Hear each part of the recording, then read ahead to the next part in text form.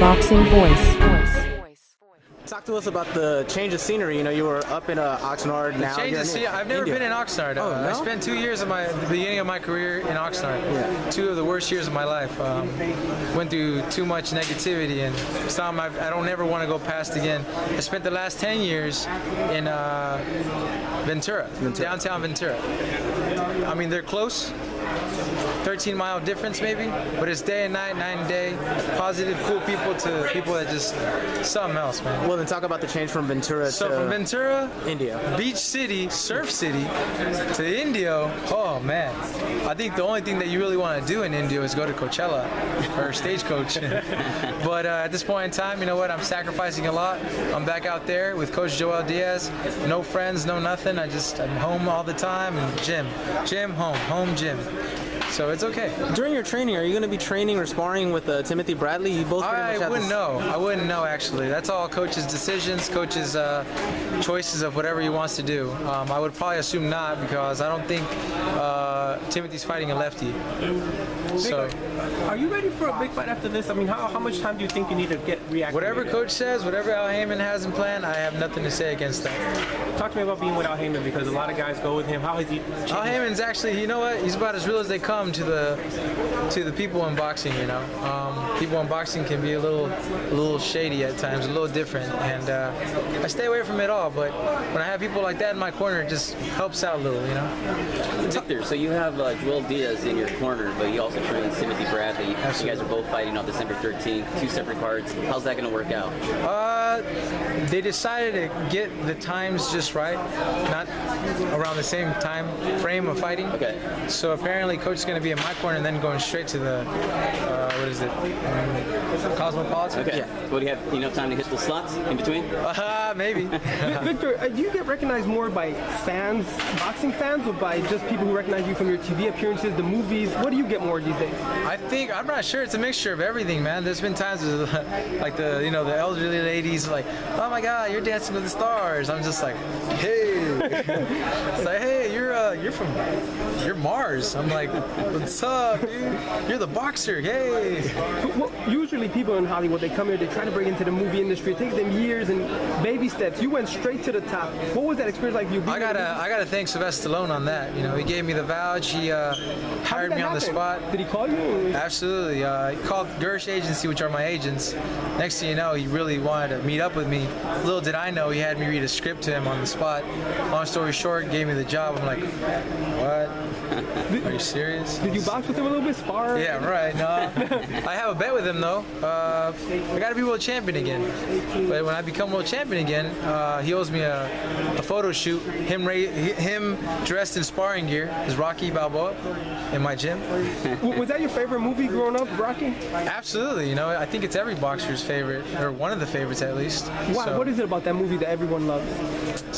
it's the all-American, story, man. You have nothing to something and become a great, Vic, do we see you stay at 147, maybe move to 154? Because there was talk of Canelo before. I'll definitely want to go up to 154, but first things first, man. Let's focus on 147, The weight's good, nothing different? Absolutely. The weight's always good. 158 right now.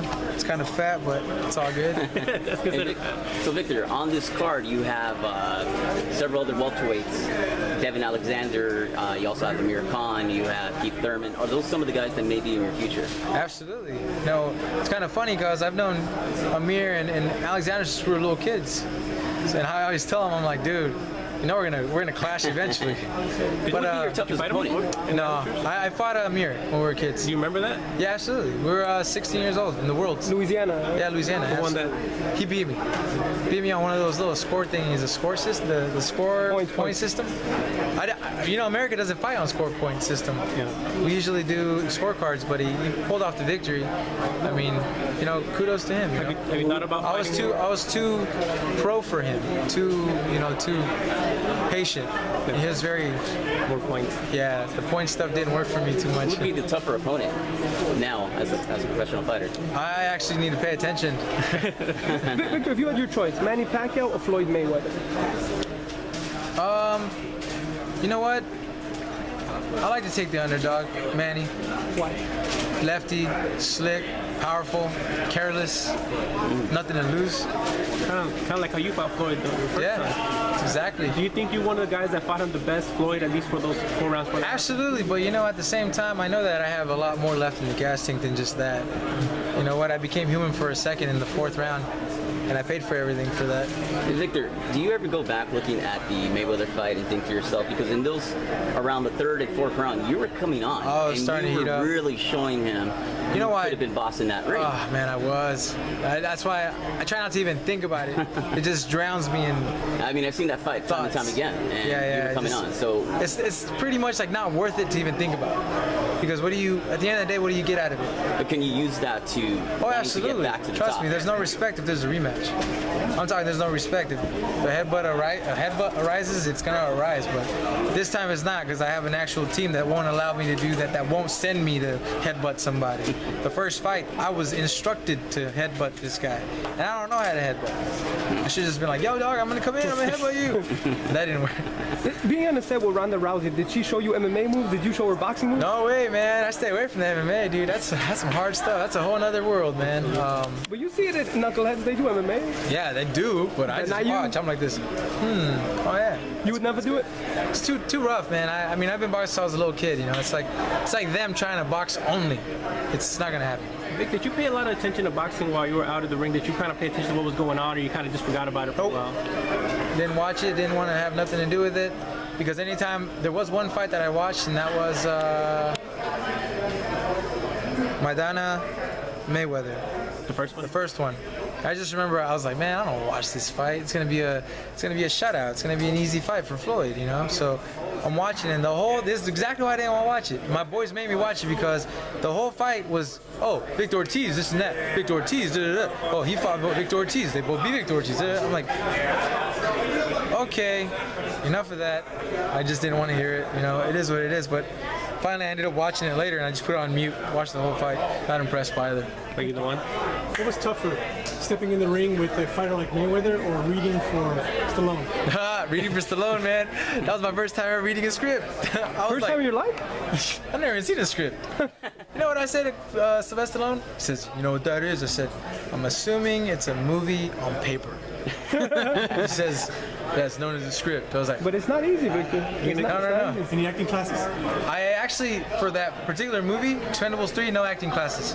But after I came back, I had to take an acting class with Ivana Chubbuck, because I went to go shoot a movie with the director named Antoine Fuqua, and we shot a movie called Southpaw.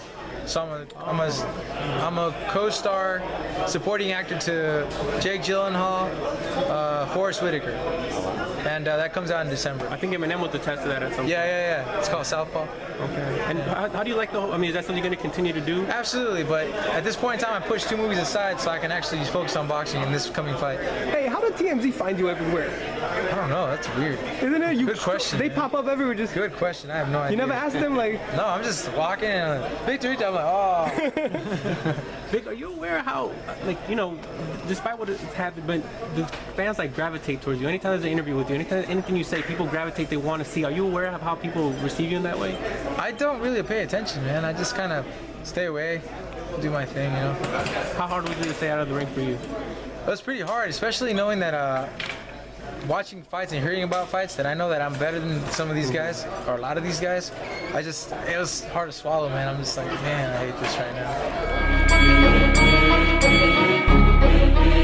The Boxing Voice.